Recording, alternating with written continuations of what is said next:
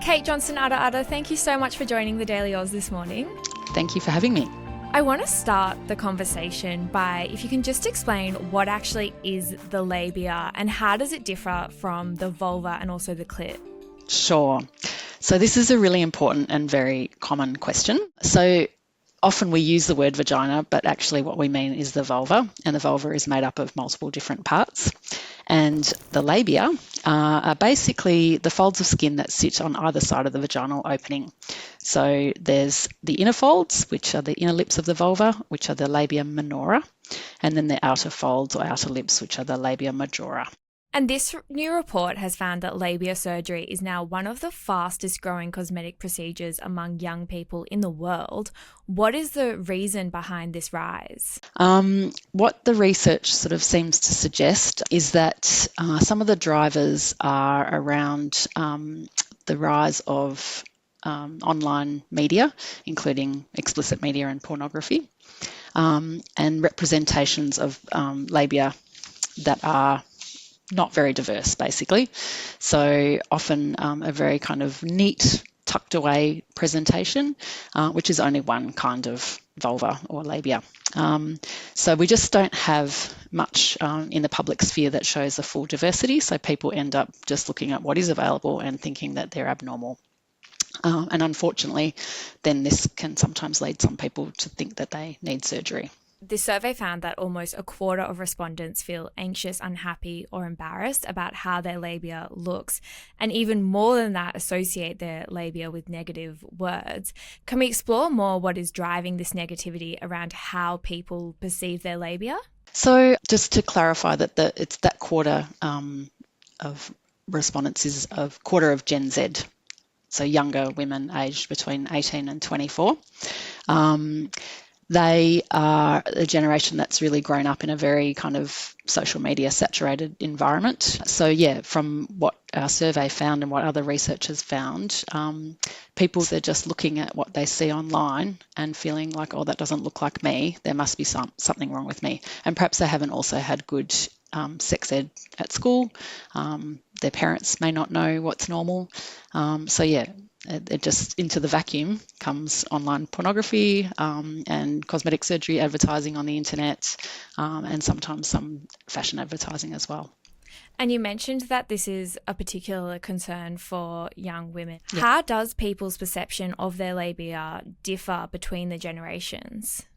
So that was a really interesting finding of our study. So we surveyed 1,000 people aged between 18 and 50, and essentially the older the respondents were, the more accepting they were of that part of their body, particularly people who had experienced childbirth also tended to have less negative feelings, although not all. Interesting. The other thing that's happened as well over time is that fashions, obviously, in how like people, groom themselves have changed, and so there's been a real rise in hair removal.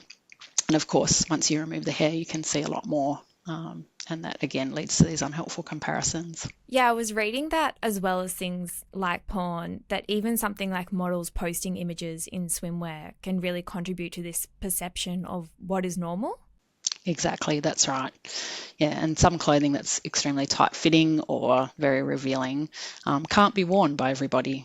So again, it comes back to that feeling of like, oh, there must be something wrong with me. I can't wear, this clothing that is all over my social media feeds. And beyond internalizing shame and, the emotional effects of this, which can be quite significant, what other areas of women's lives does this impact? So what we also found is that many of our respondents who felt negatively about their labia have put off visits to the GP. They feel too embarrassed to have a pap smear. Sometimes it has impacted some of their intimate relationships, so reluctance to have sex or have sex with the lights on or things like that. So yeah, these are really quite concerning impacts that are then spilling over into other areas of women's lives. And so we have this Labia Library that tries to normalise what labia looks like for a whole range of women. What else can be done, though, to help solve this issue? Hello, I'm James and I produce the video you're watching. If you're enjoying what you're watching, we'd love it if you considered subscribing and checking us out on our other platforms. It'd really help in getting the word out about what we're doing here at TDA. Thanks very much, and now back to the deep dive. So in our report, we made 3 recommendations.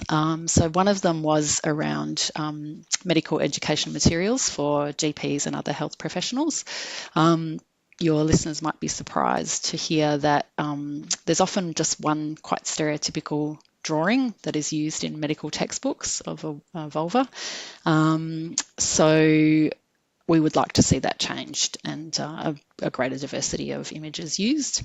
So that's one recommendation. Our second recommendation was also to kind of make tools like the Labia Library more available to sex ed workers who are working in schools and settings like that.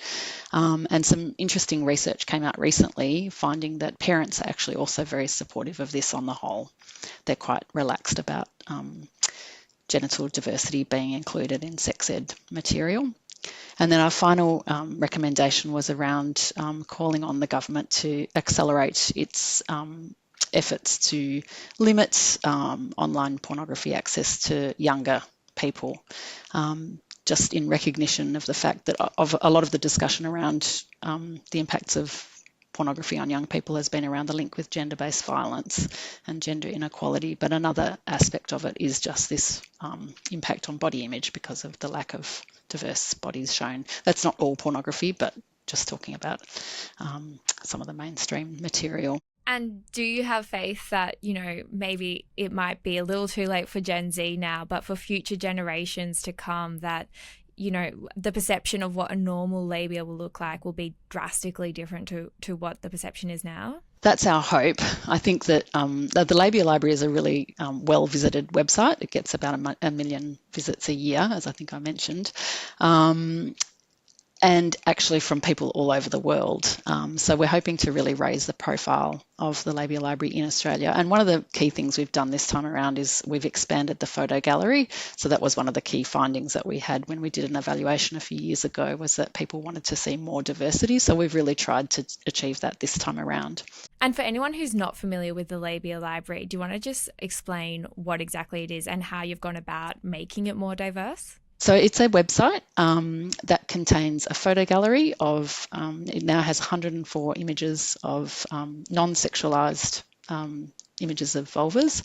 And this time we aimed to get people of different ages, genders, skin tone, and body size. So it's a much more a wider range. It also has a whole lot of information on there as well about like the anatomy of the labia, what the functions of the labia are, what to do if someone has said something, made a comment to you, some stuff around media literacy, and also some information for trans and gender diverse people.